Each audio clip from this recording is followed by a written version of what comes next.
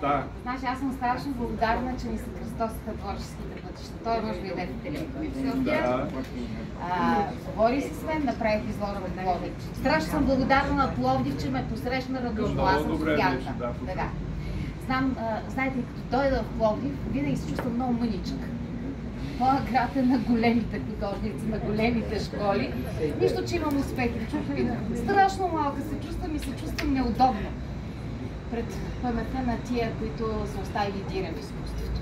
Все по-жалко става в пространството. Искам да ви кажа, много тъжна историята, но няма да говоря за това.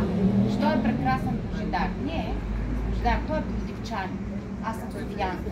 Само, че едно нещо ни свързва. Родени сме в Добрич. Да, и двамата там са родени. Она е шир, онова поле, уния слънчогледи, раждат свестни хора, повярвайте.